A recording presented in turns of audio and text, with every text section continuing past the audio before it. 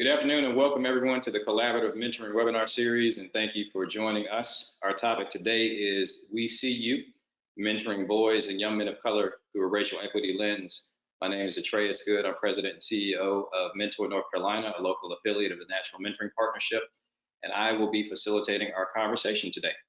Let us get started. A couple of housekeeping pieces here. In 1 week, you will receive an email with information about how to download a copy of these slides and view the webinar recording. You can also access this information directly by going to Mentor's website in the next week. And to continually improve this series, we're looking for your input. So a short survey will pop up as you exit the webinar. Please take 3 minutes to give us your feedback. We want you to participate today, so please use the question box to ask questions throughout the webinar. Minnie Chen, who's behind the scenes, will be queuing up questions to share with panelists during the Q&A portion of the webinar. We will likely not get to all of the questions because there are several hundred of you on this webinar, but we will absolutely do our best. The questions that we share with our panelists are generally ones that will broaden or deepen the conversation. So first, to get us started, we have 2 short polls. The first is, what is your experience in the mentoring field?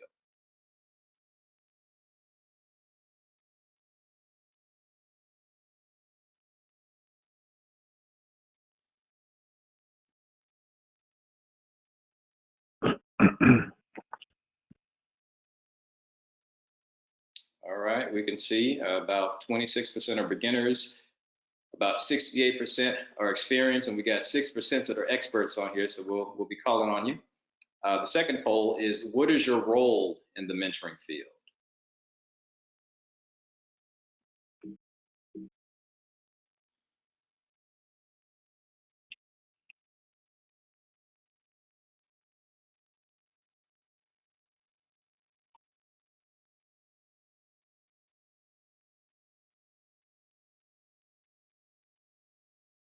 All right, so the majority of folks on the call today are practitioners.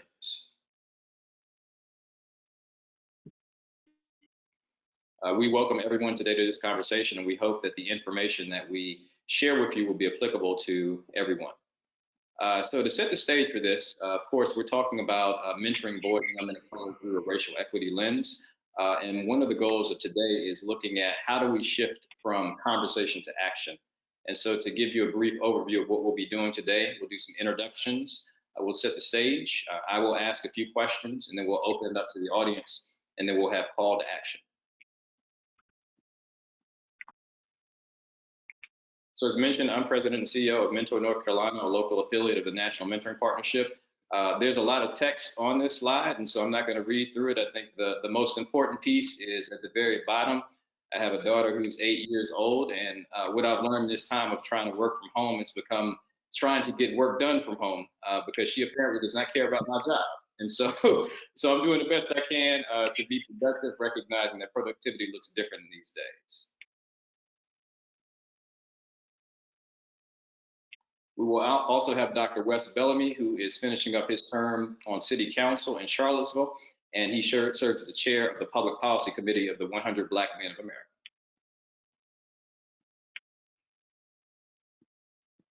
We have Brother Bernal Hollen, who's Deputy Director of the MBK Alliance Communities at the Obama Foundation. Glad to be here. Welcome, brother. And we have Steve Vaster, who is Chief Executive Officer of See Further, a contributor to the Guide of Mentoring Boys and Young Men of Color. Welcome, my brother. Hey, welcome. Thank you. Hey, everybody. So I will set the stage a bit, just to share a little bit more background information about me. When I was about 5 years old, my mom began using crack cocaine. And that was something that really forced me to deal with adult issues very early in my life, dealt with a lot of psychological, physical, and emotional abuse. And my father was there, but his primary objective was to essentially keep the lights on. So when it came to crying or expressing emotion, that was something that wasn't acceptable. Eventually, my mom, she stopped using, and we moved to Charlotte. And what really helped me to transition was being mentored through the 100 Black Men of America, their Greater Charlotte chapter. And their motto, as you see on the screen, is what they see is what they'll be. So this idea visioning that it's critically important to see people that look like you in positions of influence so you can see yourself in that space. And so while my mentor was one that was successful professionally, I think one of the most important things he allowed me to do was to cry, was to shed the shame that I'd associated with my upbringing and figure out ways that I could move forward and chart a different course. Fast forward, graduated from college as a first generation college student, and now I lead a local affiliate of the National Mentoring Partnership. And so my journey of mentoring has been one that's been lifelong, and I believe in the power of relationships.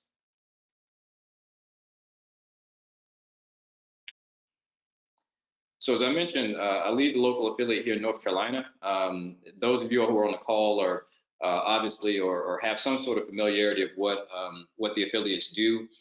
Three key things, but essentially what we're doing is we're looking to increase the number of young people that have access to relationships, but we also want to address the systemic barriers that young people face on a daily basis, because we recognize that there are structures that exist that have created the need for mentoring in the first place. And so racial equity is a core of the work that we do.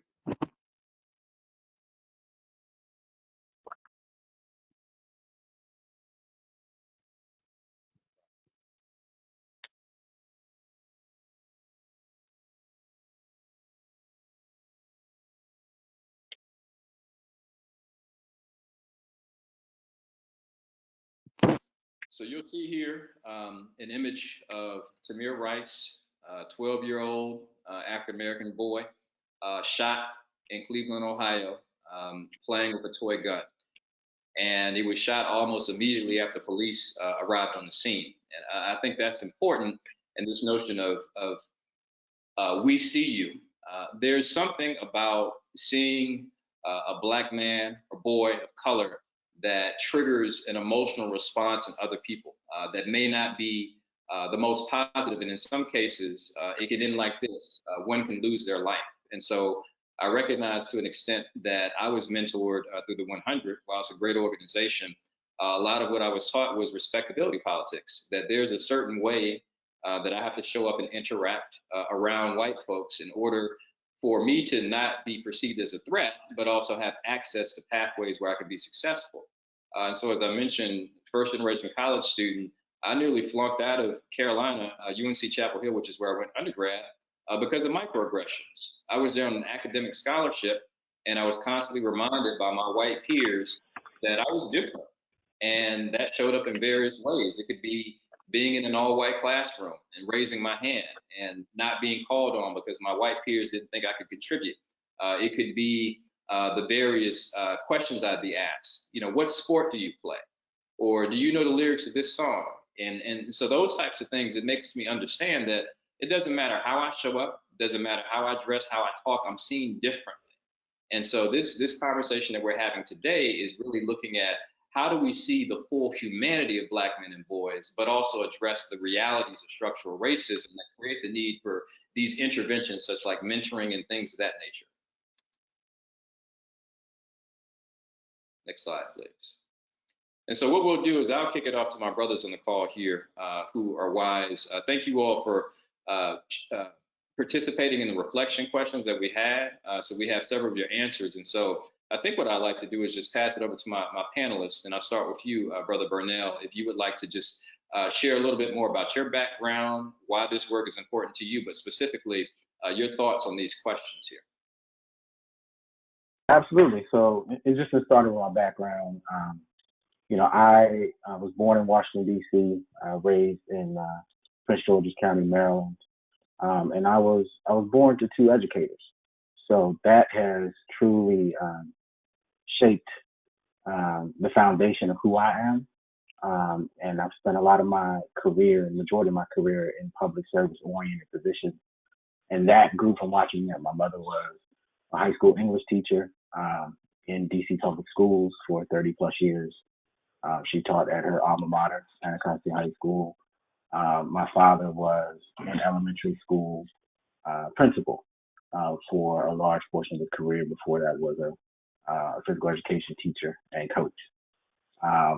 So those two people were the anchor sort of setting my core values, outlook, my self-awareness, and making sure that I understood very clearly who I was from very early days.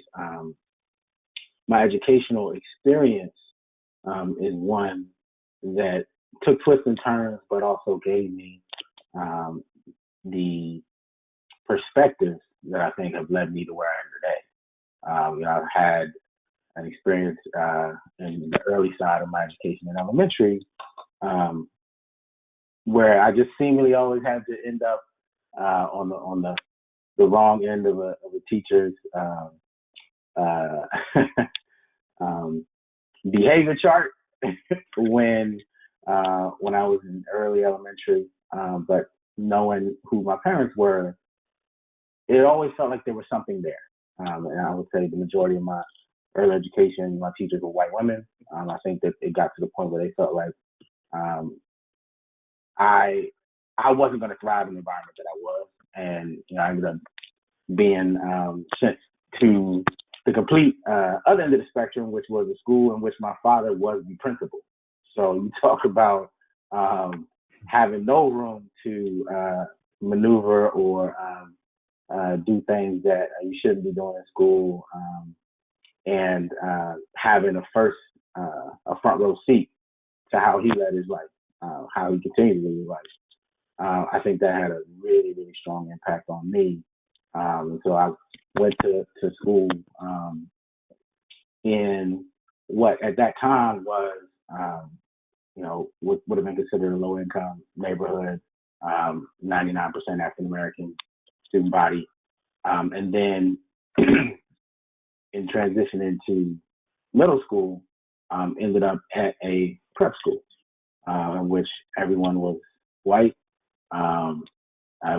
wealthy, and with the span of one school year, I went from conversations at the lunch table talking about loved ones that people had lost and sort of watching older brothers die in front of their eyes, to the lunch table conversation being about, kids bragging about their fathers meeting in the Oval Office.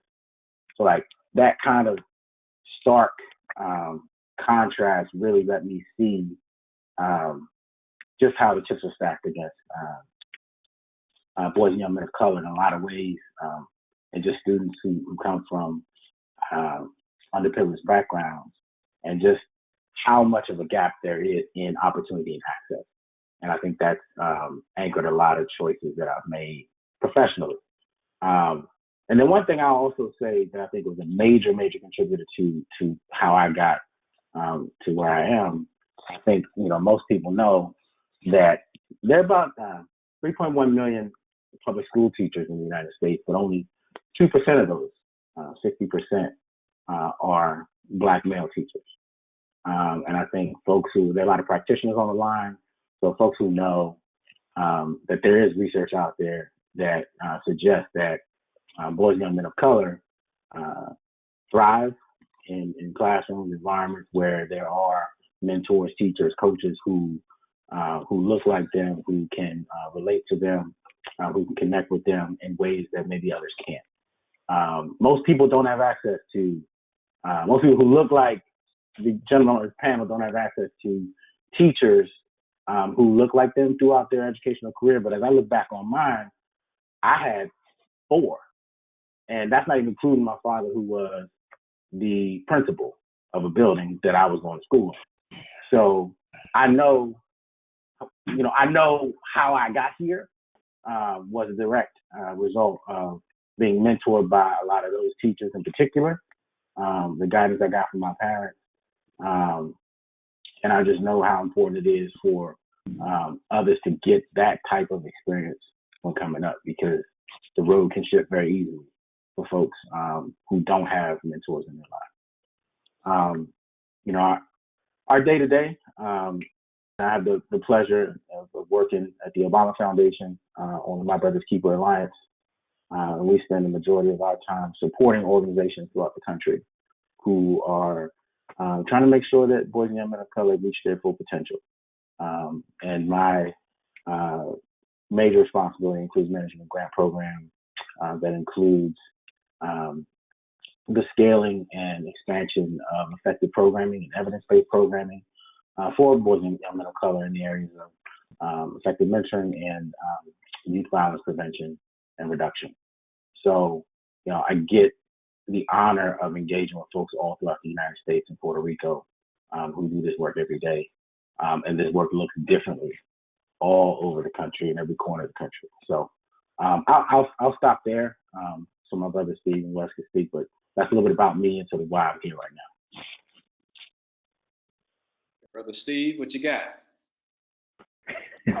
A whole lot. I mean, first of all, I want to thank Mentor and certainly thank you, Brother Atreus, for and all the folks who are with us at this moment for this moment. And, especially listening to Bernal's story, I didn't realize, I knew this brother was deep. I just didn't realize, the depth of the chocolate that this brother brings. So I appreciate that. It's, I appreciate that lead in.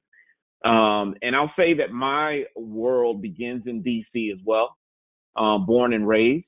And then, we go up the roadway to Silver Spring and from there to Columbia, Maryland, and then from there to Baltimore, Maryland, where I went to undergrad and had the fortune of going to the mighty Morgan State University in Baltimore, Maryland. And from there, going off to Cleveland, Ohio for grad school.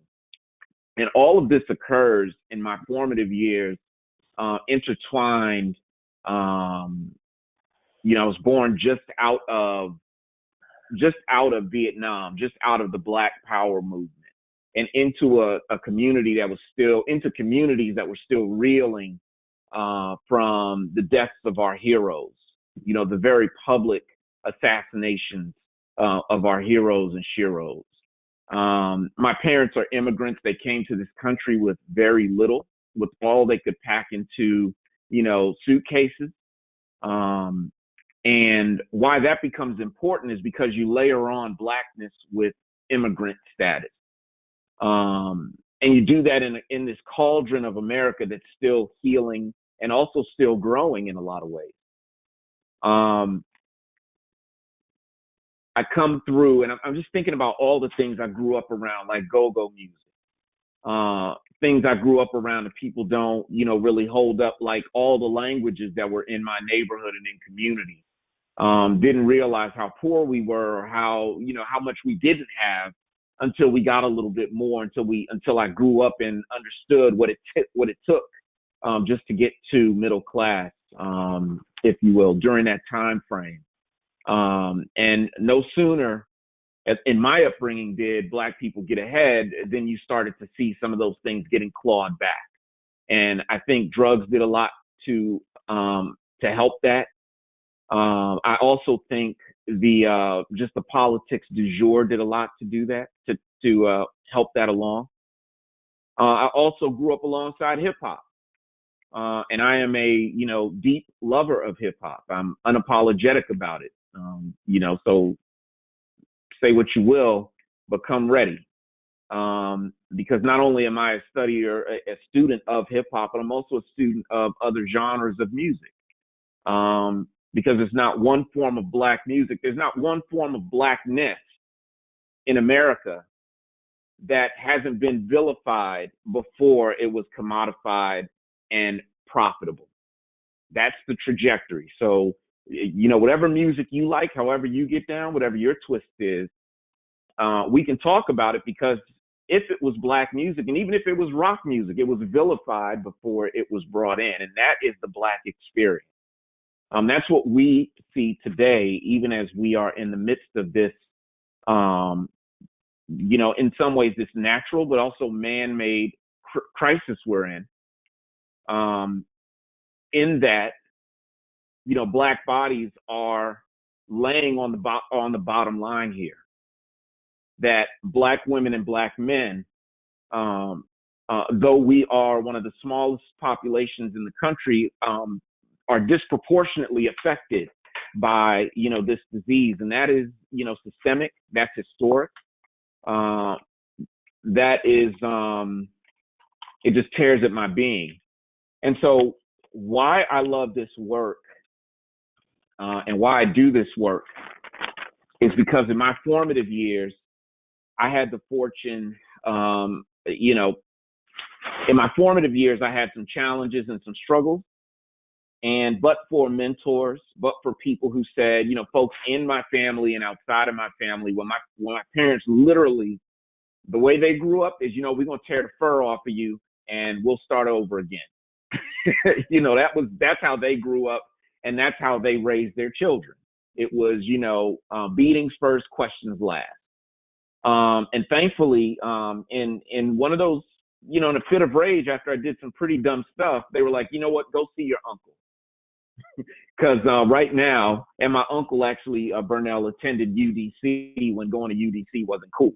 He was there at that day, having graduated Cardozo High School in Northwest DC. And I bring that up to you because mentoring it brought me here. Those conversations with my uncle, those conversations with brothers on the corner that said, this ain't for you. You keep going. Somebody else this might be for. You ain't this ain't you. Keep moving. And the conversations that occurred even in formal settings with people who were paid to sort of ensure that I got where I needed to be, whether it was school, whether it was programs, that kind of thing. And so in a lot of ways, when I had my chance to pinky swear on everything I knew at that moment that I was going to change my life, that set me on this trajectory. And that trajectory has taken me through working directly with young people, all the way through funding organizations, and most recently working with the Campaign for Black Male Achievement, and now starting my own firm, all of which is focused on ensuring that we have a deeper and a wider vision for who Black men and boys and young men of color can be, and by extension, who our community can be. So I'm just sorry to go on forever, but I'm just here with the spirit filled with gratitude for this moment, and also for all the folks who are on the line and those who are going to listen to this later. I'm grateful for you as well. We need you more than we've ever needed you before. And so whatever I can do in my small way and whatever we can do to multiply and perpetuate the good, let's get to that. Thank you, brother. I believe Dr. Wes is on the line, maybe having some audio issues, so we'll pause for a second to see if he's able to join. If not, we'll keep moving.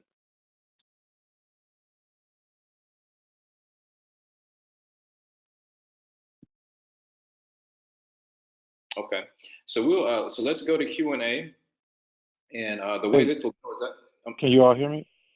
Yes, sir. What's going on, brother? Oh, sorry about that. We've been having some technical difficulties, but I'm here. All right. Thank you all so much for having me. I apologize for those who can see the visual. For some reason, I was on a call right before this, and I don't know what happened, but we have to love technology, and we press through all things. My name is Dr. Wes Bellamy. I'm really elated to share some time with these brothers just to talk about not only the impact of mentoring boys and young men of color through a racial equity lens, but just share some of our stories. I currently serve as the political science department chairman at Virginia State University, and I just finished up my term on city council. I was the vice mayor of the city of Charlottesville, Virginia. Some individuals, for better or worse, often regulate me to leading the effort to remove the statues of Robert E. Lee, Confederate statues of Robert E. Lee in Charlottesville, which subsequently led to the Unite the Right white supremacist rally in 2017. My thought at the time, my impact in terms of, or my reason for doing this work is very similar to a lot of the other guys on the call, as well as I'm sure many people who are listening. But for me, I had a little bit of a different twist. I know firsthand what it means when someone tells you that you're special. I grew up in Atlanta, Georgia, and while I didn't grow up with my father was on drugs for the better part of my life. God always sent me people, and I always had people in my life, specifically men and older black men in my life, to tell me that I was going to be okay. They always mentored me. I've been boxing since I was 14 or 15 years old and played football and basketball through my upbringing. But every step of the way, starting from the age of 5, I remember someone telling me that, hey, you're special. You're going to be something. And I believed it. And I think that's part of what separated me from a lot of my friends, even in our neighborhood where we lived in Techwood homes, which was eventually tore down during the Olympics of 1996 so that they could build Centennial Park. I was told in our neighborhood, hey, it's kind of like Baghdad, but if you can get outside of your neighborhood, you'll see and you'll be able to be the same people that you see on television. So I always saw a black mayor. I always saw most of my teachers were black.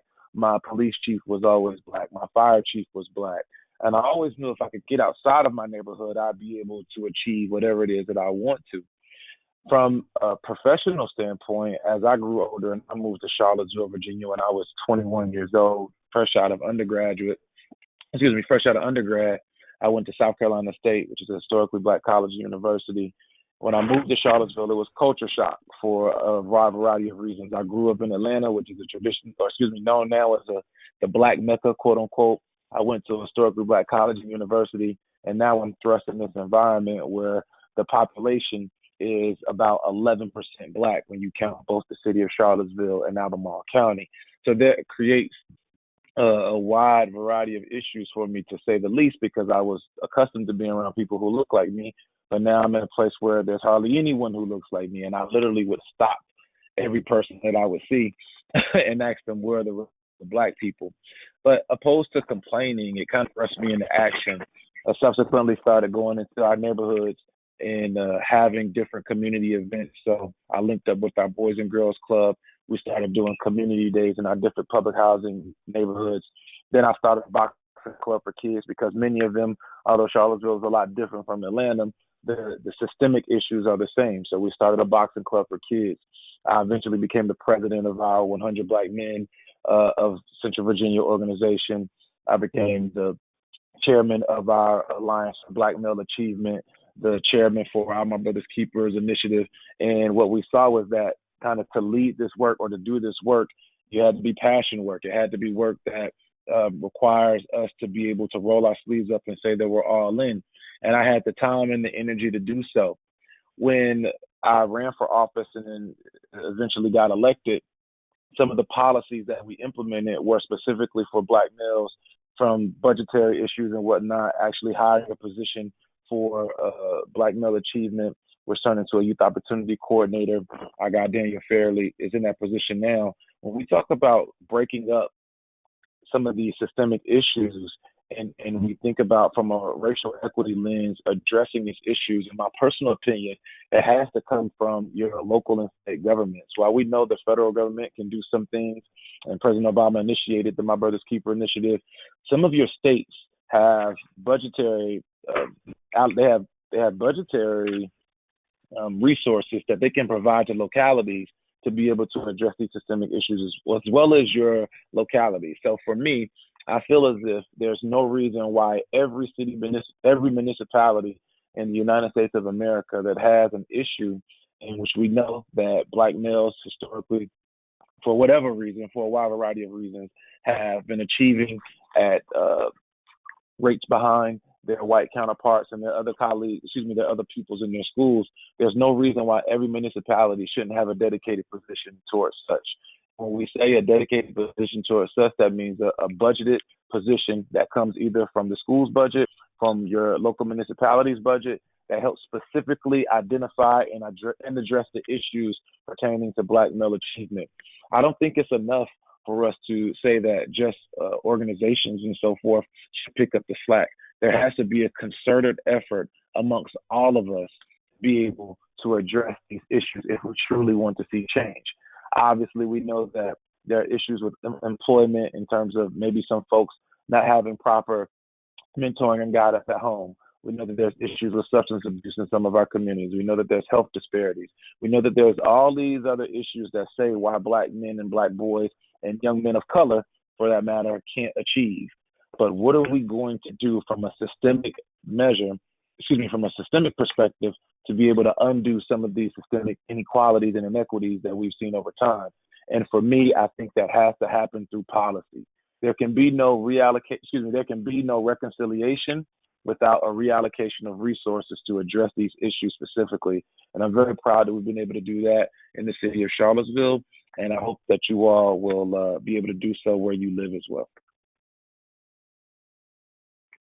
I appreciate that, brother. So let's go to Q&A, and how this will work is I have a few questions that I'll ask, but I really want to make sure that we have enough time to hear from the audience. There's a lot of wisdom that we have with us today. And so I would be remiss if I didn't acknowledge what's going on right now in the midst of COVID-19. And so as we know, across many parts of the U.S., Black and Brown Americans are dying from COVID-19 at disproportionately high rates, and that's based on data. So you look at Louisiana, you look at Michigan, Chicago, New York. There are clear racial imbalances, and as we all know, I mean, there have been health disparities that have always existed in communities of color. But in this particular moment, I'm interested in what you all have to say about this. What do you think the COVID-19 crisis means for boys and young men of color?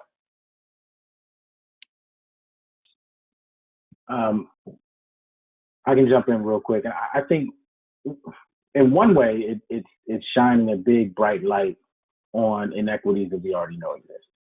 And I think it's a critical moment because, we're in a lot of ways on the edge of a cliff. So we as a society, as organizations, as practitioners, as those who want to advance the communities in which we live, really just have to dig deeper in figuring out new ways to engage with young people in a pandemic. I was just on the phone with one of our one of the organizations in our network, one of our grantees in Chicago. Now they are one of the national leaders, I would say, on street outreach and intervention, gang intervention work in the Little Village neighborhood in Humboldt Park in Chicago. But one of the things they're doing right now, which I just thought was brilliant, and people may think it's trivial, but it's not, is that one of the things that they have done is rounded up a ton of Xboxes and PlayStations, delivered them to, young men in their networks, and they're doing 2K tournaments and just doing whatever they can to stay connected with young people who otherwise would be isolated. We know, a lot of us know, based on the work that we do and having mentored young people, that home is not always refuge for a lot of our young people. We heard Brother Atreus share his story. We heard others share their stories about how, they couldn't always feel completely safe in spaces that other people may assume are. And I think that COVID-19, if you couldn't see those things before, they're right in front of your face right now. And there's no avoiding the fact that some of the models that we use to connect with people have to be shifted, are outdated, arcane. And I think that this is an absolute tragedy. It was an avoidable tragedy. But it also does present, I don't want my words to be twisted, it does present an opportunity for us to really reevaluate and shift how we work with young people, engage with young people, and how we learn from them. Because this has to be a two-way street when you engage in work and mentoring. If you're not learning from your mentees and other mentors in your cohort, then you're doing it wrong. It cannot be just a one-way transfer of information or support. So that's just my 2 cents. I know my brothers have a lot to say on that too. And you know what? I want to just say that a few years ago, just reminding there's some folks that might have seen or been part of these conversations that Mentor and the Campaign for Black Male Achievement shared a few years ago, and that was around mentoring young Black men and boys. And one of the things that I said is if you want to understand where America is or where it's heading, you got to see where Black men and boys are. As goes Black men and boys, so goes America. As goes Black women and girls, so goes America. And so if you've got a situation, today it's New York. If you got a situation where in the city of New York, 600 people died last night from COVID. And of that number, 70% or 60% or 40% were Black people. If you let that sit in your head for a minute, you think about the perception of that, and they only make up 12% of the population of the city. Take that out to Sioux Falls, South Dakota. Take that out to Little Rock, Arkansas. Take that home with you to Newark, New Jersey, or take it to any other part of this country. And what you have is a disproportionality that eventually gets visited on the entire country. And so it has to be addressed.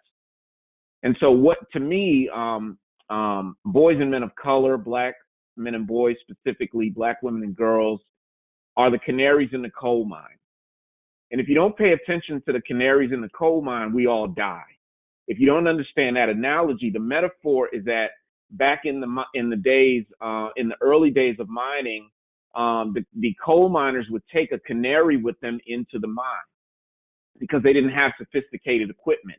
And they knew that if the canary died in the mine when they took it down, they had to get out because the air was poisoned.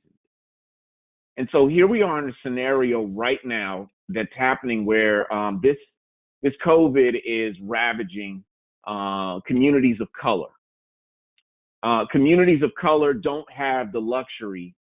It's ravaging those communities, not because, people are going out and having parties.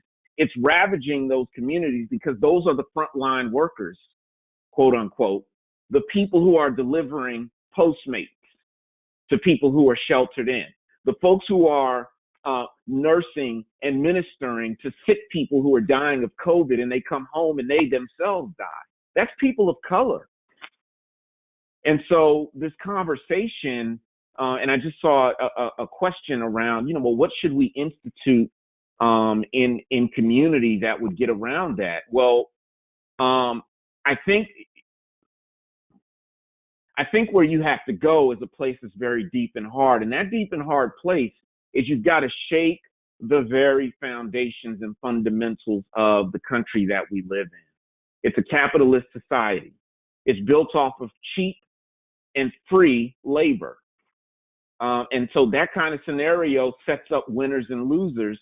And more often than not, the people who lost in that equation were the laborers, the folks who actually had to go do the work.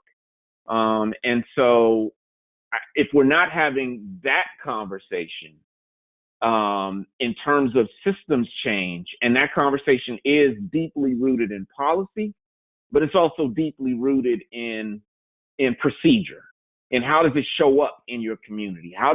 So the policy says you can't be on your stoop, or if you're going outside, you must wear a mask. The procedure is if you're not wearing a mask on a bus, and I happen to be a police officer and I see you, I'm going to make a call. 4 of us are going to drag you off the bus and accost you, cameras or not.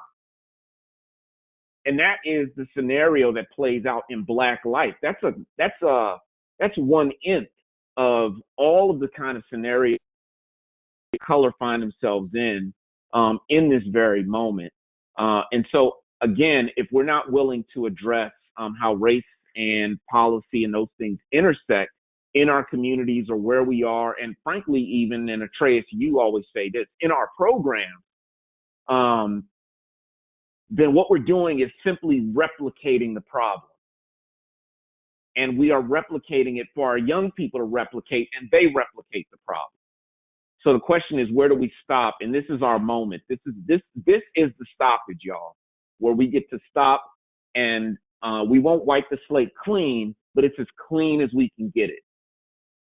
So, let me get off the soapbox and pass the mic. I'm sorry. I think that was powerful. This is Wes. I think you posed an incredibly poignant question, Brother Hollen. And then you asked, what do we do next, or what happens now? And I think many of us have to think about what does that next step look like for us individually. For some of us, we have the privilege of going and speaking with our elected officials or our representatives or whomever and say, hey, no, address this policy now. For some of us, we are the elected officials or the policymakers or whatever, and we can call in a special meeting or call in our police chief or whomever to say, no, stop doing X, Y, and Z. And then for another population and segment of us, we're on the front lines and we're the individuals who have to go to the community and still offer the support. And I think every person on this call needs to figure out where they lie and all of that. And then what are you going to do and or sacrifice in this very moment for young men, boys of color, and just communities as a whole who've been ravished? Because we can think about it, we can talk about, like, we hear these impassioned speeches and we say, damn, man, that's messed up. And at 3 o'clock, we've forgotten what we've talked about. But then what do we do, like right now, when you get off of this call, what are you willing to sacrifice and how are you willing to go into these communities to help out? That's the question I think we have to ask ourselves, while also understanding that everybody has a different role. So not everything is for everybody, but we all can do something. That's right. I appreciate that, brother. And I think as a follow-up, just kind of hearing what you all have shared and thinking about our current moment, I think what I'm reminded of is that there's not a shortage of struggle testimonials in Black and Brown communities, and given the nature of our history, from slavery to Jim Crow to modern day institutionalized racism, it's absolutely justifiable that there are stories rooted in struggle. But I think, and I dare say this, I think one of the greatest threats in our society today, outside of COVID, is the threat of hopelessness. That the conditions of Black men and boys is not a result of some sort of negative pathological behavior. It's a response to a society that is systematically stripped them of power and threatens their right to exist every single day. And so I guess my question to you is, what do you think is necessary to restore a sense of hope, in particular for boys and young men of color? So it's already in front of us. I think there's this flip side that exists and that we have to acknowledge, and that is that there's tremendous amounts of overcoming, right? And certainly stories that abound. And the question is, are we willing to tap into those stories as well? Are we willing to name the names and call out those stories of men and women of color who have done, and I'm not just talking about sort of the name brand or the marquee names, if you will, right? Bernal's current boss and the Martins and the Mandelas of the world, and the Atreus Goods of the world and the Wes Bellamy, those are names that get brung out all the time. They're on billboards and all kinds of stuff. But what about Joe Neckbone from around the way, who has a regular job, quote unquote, who is very visible, but he's invisibilized because he's not, Jay-Z, in a photograph with 5 other celebs, right? And where are those stories? Where are the stories of the Reverend Larry Thomases, who are doing real mentoring with a group of young people that he can work with year after year after year with persistence, excellence, consistency, but aren't heralded? Those names don't ring out as much as they should in the world. And so I think those stories abound. There's a question of the willingness to raise those stories those names and stories on a regular basis and share them.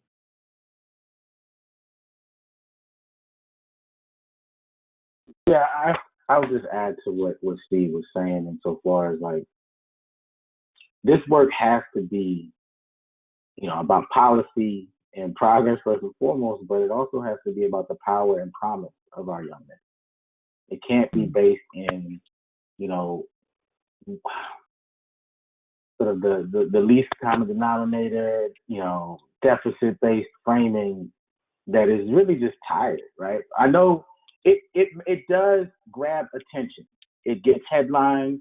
It gets, bylines, all this stuff, but it's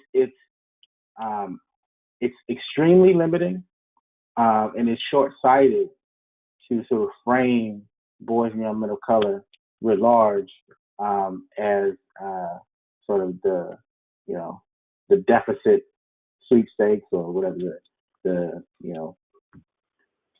the Olympics of pain, whatever you want to say, right? Like who can race to the bottom of who's had the worst painful experience. Like that, we understand that those stories are there, but how are we uplifting people who, as Brother Steve said, make it out, who not just do that, but actually turn right back around and pull someone along with them?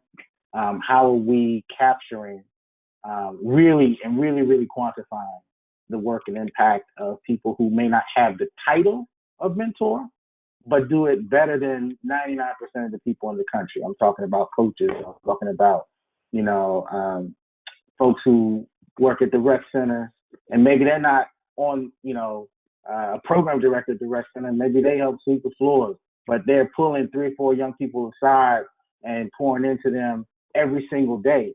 Those are the people that we don't really get. That work isn't easily quantified, and we've got to be a lot more serious about that, because there is hope, or else people just lay down and die. Hope exists. It's about, are we willing to break sort of the norms and share things that are a lot more prevalent than I think people have been willing to acknowledge. To that point, I'm sorry. Yeah, go ahead, brother. No, I was gonna say, Brother Hollen, so to that point, right? That would mean that would require us to roll our sleeves up and get on the ground and do the work. And then you ask, what does that look like? So that means that we would have to go and actually interact with those same folks who you were talking about.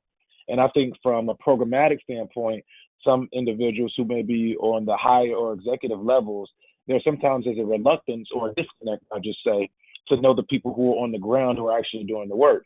From a policy maker perspective, there's oftentimes this thought that you only go and talk to those folks when you need something, i.e. a vote, or i.e. a campaign issue being followed up on, or you need some kind of support.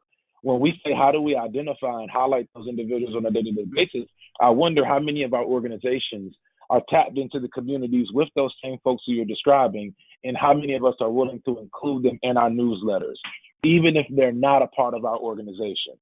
Like, is their mentorship is Uncle Pookie, who has been running the rec center for 30 years, is he to only be highlighted in our newsletter that we send out monthly, only if he's a part of our organization, or only if he does work with us?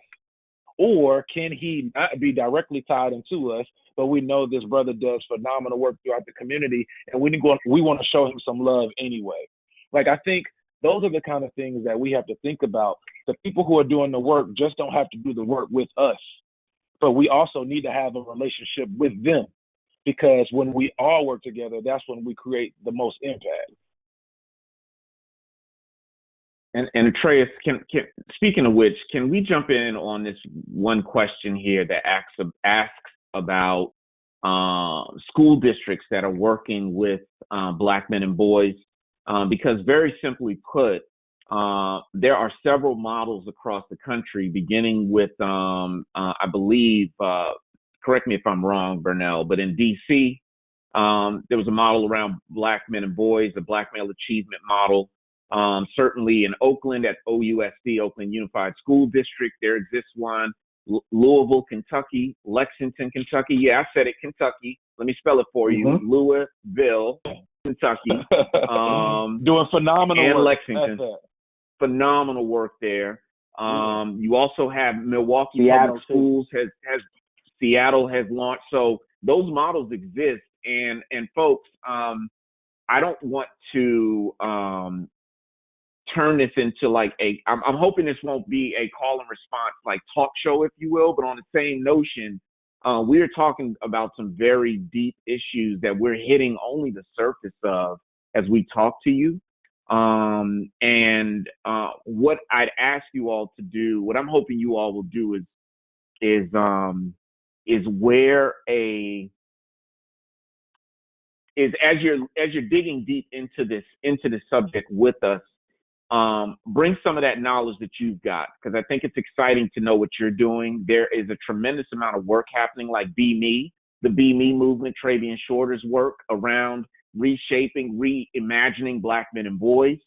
There's all kinds of movements, Color of Change doing work in terms of media narratives around the communities of color. So various social justice efforts that are underfoot that are frankly nearby. And then I want to just answer this real simple question because it's been litigated thanks to Mentor. And that simple question is, how do I recruit Black men to become mentors? And the short answer, there are two answers to that. I'm going to give you the good answer and the real answer. The good answer is go to mentoring.org, and they have a guide that we have put up for you around recruiting Black men to be mentors. They have resources galore. That's been litigated. That's out there in the world. And then if it's not enough, then we dig into the questions, because it's not enough. Because frankly, as soon as you write it, it's old. But the real answer is you've got to stop looking at this from the traditional lens. The truth of the matter is Black men, the numbers don't necessarily work out where you can have one-to-one mentoring for Black men and Black boys. So you may see situations where you have group mentoring, which is the 100 model. But even more powerful, Dr. Noelle Hurd talks about this in her work, along with Dr. Bernadette Sanchez. They talk deeply about informal mentoring and how powerful that is, particularly in Black community, but in communities of color. And so the answer is we've got to reframe how we look at that. That's the real answer. You can't just come at it and say, I'm trying to find me some Black men to mentor. Let me get 5 Black men to mentor 5 Black boys. And not that you're saying this. However, that's some of the calculus, being real about it. And the calculus has to go deeper. Who's already doing it? How can I align what I want to do with what they're already doing, and ultimately get the outcomes that we want for boys and men of color? Thank you for the soapbox, y'all. I'm going to stop talking. Let me go ahead, brother. You got it. So I was going to add to that. If you're also working to bring Black men into the fold, I would also just be willing to have some real questions about, self-reflecting on what is the structure of the program that you want to pull them into, and what type of community exists for mentors. Because I think if you want to pull Black men into an infrastructure that currently exists and does not have a healthy community that would allow a cohort of Black mentors to thrive, then you probably have to work on that first. And so, just not to say that this is something that's widespread, but it's something that is an issue. And you may have success recruiting Black male mentors, but you also have to retain them too. And so you have to have the culture, the support systems, the network, to make sure that it is not, sort of a parasitic relationship or a symbiotic one, where, they actually feel like in engaging, they're actually getting something out of it too, and it's not just a full drain. So, that's right. Let me ask you this, and I think perhaps this could be related to creating a healthy mentoring space. Let's talk about toxic masculinity. So let's talk about this notion that men can't feel, that men win through domination, that men don't ask for help. This notion that is, I think, in essence, taking control over men in their lives, in particular Black men and boys, and masses of men have not been able to clearly examine how our current societal expectations of men and boys keep them from knowing themselves, keep them from being in touch with their feelings, but ultimately keeps them from loving. And I believe that it's not true that men don't want to change. It is true that perhaps men are afraid to change. And so I guess I'm wondering what might be some actionable steps we can take to disrupt this notion of toxic masculinity.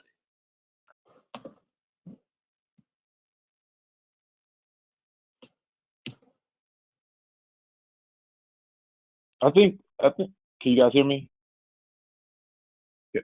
I think there are a few different steps. I think first and foremost that so for me personally, the best thing that ever happened to me was being introduced to my therapist and going to see him on a consistent basis. Once I was able to do that, I started understanding a lot about myself. But in all transparency, I didn't start doing that until I was 30 years old. So there's a big there's a lot of years that I missed in terms of in stunting my growth and my development because I wasn't in tune with who I was as an individual and more specifically as a Black man. I do know that once I was able to become comfortable with myself, just who I am and own my own inefficiencies and deficiencies and then make a concerted effort to work and improve them, I've seen my life take a change. And those are things, it's a consistent battle that I'm facing every single day, just trying to be a better person.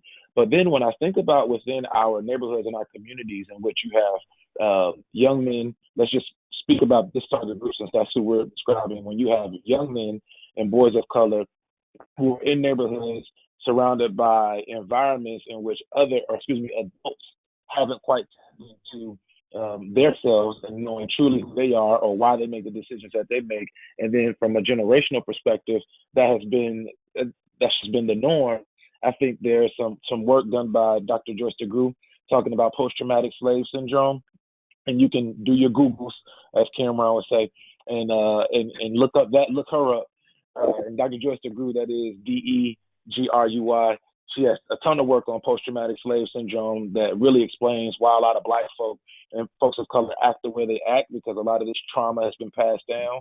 But aside from that, who we are just as individuals, how do we create circles or study groups for us to be able to discuss these things? One thing that we've been doing in Charlottesville is through the My Brother's Keeper, the Charlottesville Alliance for Black Male Achievement. We would have circles twice a month, the second and fourth Tuesday of every month at 6 o'clock. Brothers, older brothers, younger brothers, whomever, we just come and we talk. This is what's going on with me. This is what I've been experiencing. This is what's been going on, and this is what's tearing me up. From a younger perspective, as of late, we've been doing these haircuts and conversations, and obviously, it ain't happened in a while. As you can see, a brother need to cut that. That's all right, brother. That's all right. That's all right. You look great. Yeah, due to COVID, we can't get in the shops. But what we were doing, you got to join King Ball, man. yeah. No, it's not happening, bro. But man. Anyway, I ain't even gonna talk about it. I'm hurt. My wife said the reason why the computer was messing up is first because I didn't want to show nobody my haircut. But in any event, no, seriously, what we were doing is we were getting community centers in our public housing neighborhoods, and we would invite a list of barbers. So most folks know that most barbershops, Black barbershops, they're closed on Mondays, Sundays, and Mondays. Those are the days a lot of barbers take off. So what we were doing is we partnered with an organization, City of Promise, in which we would give the barbers $15 a cut, and all of them essentially turned the money down. But we're saying, hey, we'll give you $15 a cut. Let's bring these brothers in, and we'll have up to 7 barbers. We invite all the kids, all the Black boys from the community, and let's just talk about what's going on. And it has been bearing a great deal of fruit, man. We've really been able to talk about not only toxic masculinity. Why do you blurt out that that's gay when you see something? Why do you call this young lady a B word? Why do you call her a thought? What makes you think those things are okay to say? And even if you're dealing with your own sexuality issues, let's talk about that. Let's talk about what's going on at home. Does it make you upset that your mom has to work 2 jobs, and when she comes home, she may yell at you, or you got to babysit all the kids after school, your little brothers and sisters? Like, let's talk about those things. And I think when we're targeted in terms of developing these spaces for us to just talk, these safe spaces as Black men to talk, it's okay for us to cry. It's okay for us to talk together, but it bears so much fruit in the development of our people. But we have to be, one, concerted in how do we do this. So we're going to be very targeted in doing this. And secondly, we have to be consistent, because the worst thing that we all can do, as we know as mentors, is start something and then only have it going for a week or two or a month or two, and then it fall off. I shut up there. That was a whole lot. So I think, chiming in on that, just a couple of resources. The first is a real life resource that if you're not on Instagram and you're a mentor, I don't know what to tell you. I think you are literally, I don't even know what to say that would sound nice. I can't even clean it up. Get on Instagram. All right, there it is. Major key alert. Because on Instagram, you're going to find that you've got groups like You Good Bro out of North Carolina that are doing dope work with Black men and boys around masculinity. Secondly, if you haven't heard of this book by Jason Wilson, Cry Like a Man, which is all about deconstructing, and it's his second book that focuses on how are we as Black men showing up for ourselves and for our families and for the community. A really great resource, great reader. Lastly, I think some of the things, I love what you just said, Wes, because when I hear the words toxic masculinity, I hear terms that may not be accessible to people that really need it. And what I then go to is, where's the humanity in that? Where do I just get to grow up and be? And I don't always know remember who we're talking about. My jokes are not always appropriate. That's why they're jokes, because sometimes they're inappropriate. And I think it's funny, and my boy thinks it's funny, but we don't realize that we pain somebody across the room, or that, that could show up in a different way in the world. And what that then takes is a mentor who is keen and also has a good sense of timing, along with a good sense of humor, that does what Wes talked about. Well, listen, bro, first of all, your lineup is wrong, a la this one. Second of all, this is why that doesn't work. As opposed to then, because what that is the growth process, right? We're inviting, and our role as mentors is to ensure that this young man or this young person moves through to young adulthood in a way that they can contribute to the world. And they don't know all the rules. I mean, they weren't born with the rule book. And so with all that said, I think it's incumbent on us to find the ways that work for the mentee to get those messages across that help them, allow them to make mistakes while also growing forward. Those are all of my tips. Good luck with deciphering all of that, y'all. That was a lot. So I think they smashed that answer. The only thing I'll add is just I think thematically what bubbled up, two things that you got to make sure you got to combat toxic masculinity.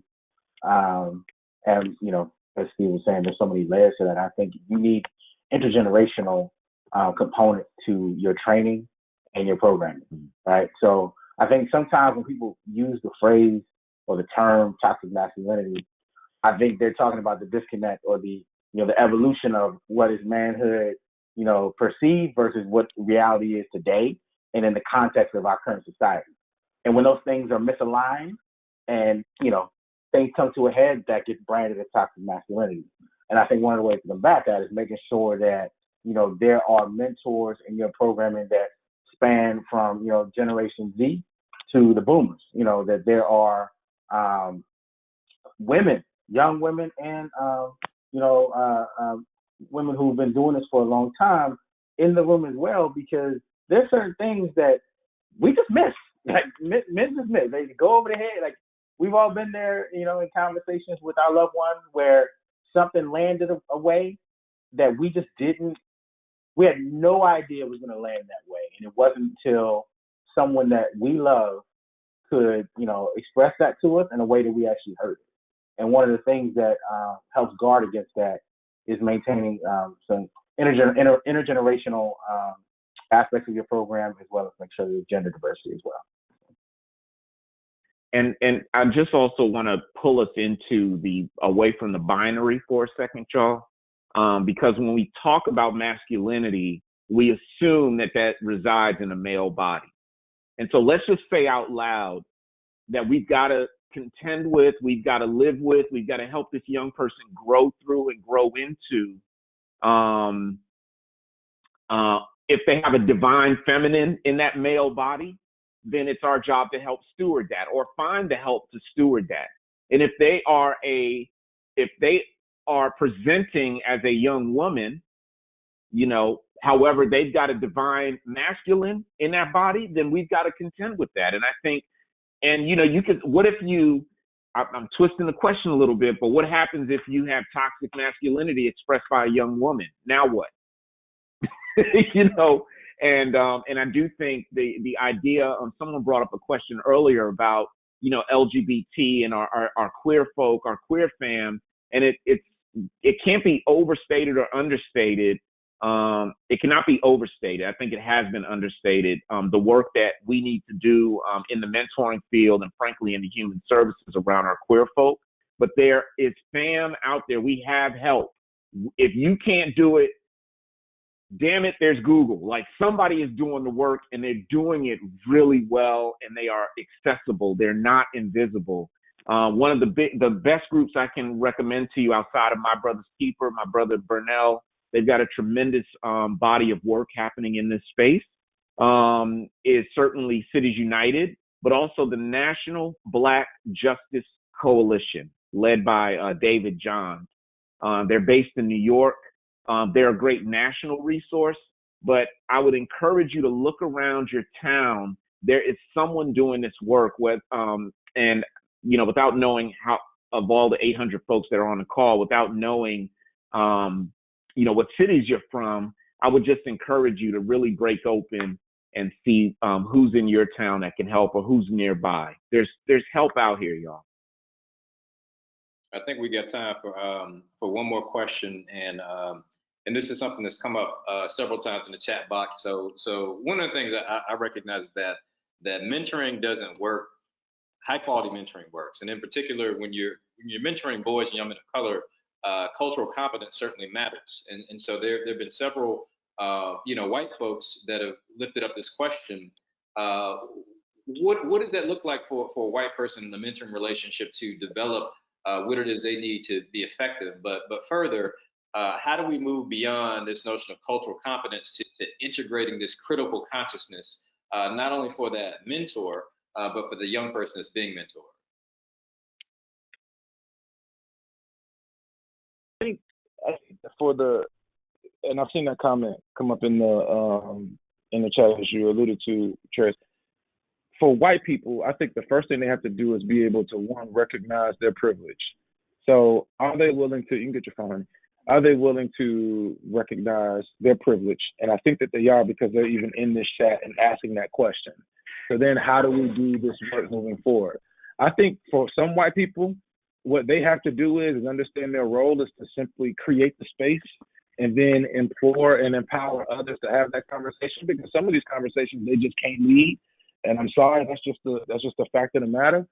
And then the other part is creating environments in which Black people understand that you're an ally and there's a trust that what they say to you won't be used against them in a negative way. So how do we create that? I think is something that only you, i.e. the white person who's asking the question, can answer. And that's a trust thing. And then I saw the question, if I may, Brother Good, just real quick. Someone asked a question about the lack of Black male counselors and, to talk about the deeper trauma. We know that just as only 1.8% of all the Black male teachers in the country are Black males, the number is similar on par to Black male counselors. And I want to go back really quick.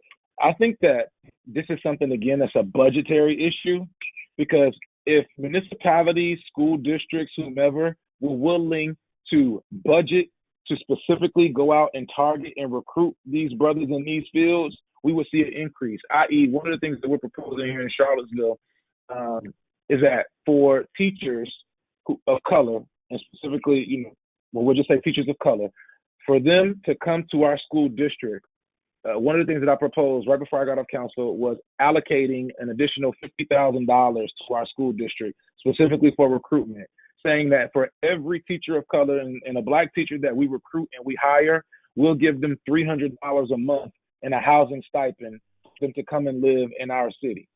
So Charlottesville, we're coming off white supremacist attacks.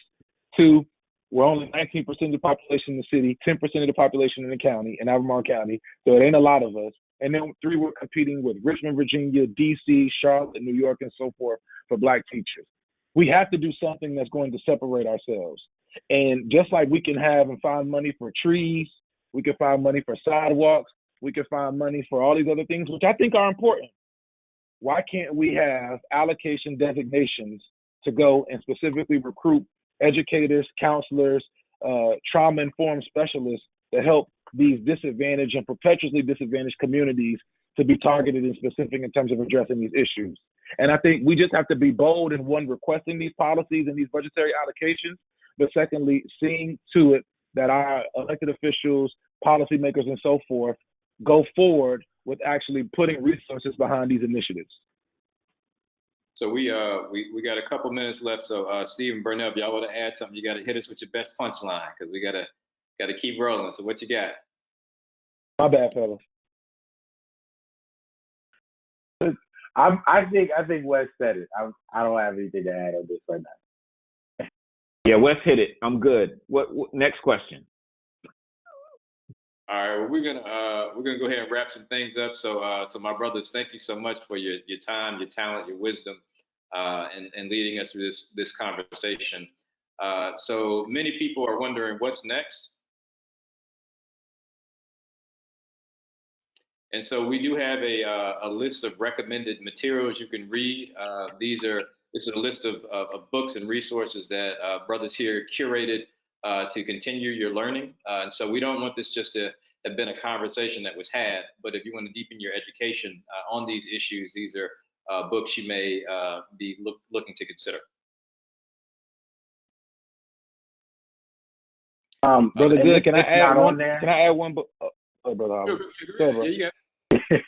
Yeah, I was going to say, in much respect to Mentor, there's also the guide to mentoring boys and young men of color that, is on the Mentor website. I think we didn't put that on that reading list, but it should be up there. So I'm going to drop that in the chat. Actually, let's see if I can get it to you. Well, y'all can push it out. I put it in the chat there. There it is. So that's something that certainly should be on the required reading list, folks. I didn't do my homework, so like these brothers. So forgive me, I didn't put in my book list. You're a professor. How you do your homework, man? Yo, just like I got on the call late and I had issues, man. I told you I'm dealing with my stuff. I'm dealing with my issues, and accountability is part of it. So, but one book that, in all honesty, all jokes aside, that probably changed my life is Nathan McCall's "Make Me Want to Holler." So it's the book that I read when I was 20 years old, and it probably spoke the most to me, understanding who I am as a Black man. And then I'm not the only person who's been through these kind of issues. So Nathan McCall, "Make Me Want to Holler." And then the second one is The Pursuit of Happiness. Obviously, the autobiography of Malcolm X. You're right. That's on there, though. Absolutely. The Pursuit of Happiness, which actually turned into the movie by Will Smith. If you read the book, I would suggest every Black boy reading the book because it shows that you can do it. Like, no matter how hard it is. And the movie talks about some stuff, but in the book, he gives more details. But you can do it, and you'll be all right. So those are my two. So right here, you'll see on this slide. So affiliates, of course, many of you are connected to local affiliates of National Mentoring Partnership that have an array of resources to help you to move forward to provide higher quality services to young people that you're serving. And so I would recommend that you check out the affiliates if you're not already connected.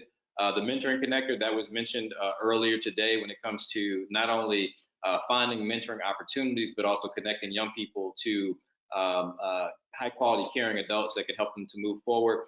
And then the National Mentoring Resource Center, which can offer free technical assistance and training to mentoring agencies. And so those are some resources for you to consider.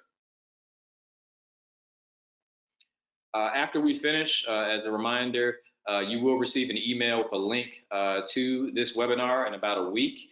And then we'll post a slide. We'll have some additional resources. And then we do want your feedback. And so at the end of today's webinar, please answer the short survey and help us make this even better.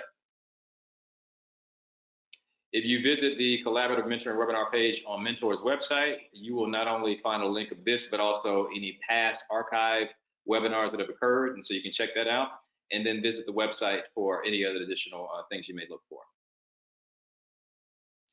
Join us next month. We're talking about mentoring and mental health on May 21st, 2020 from 1 to 2:15.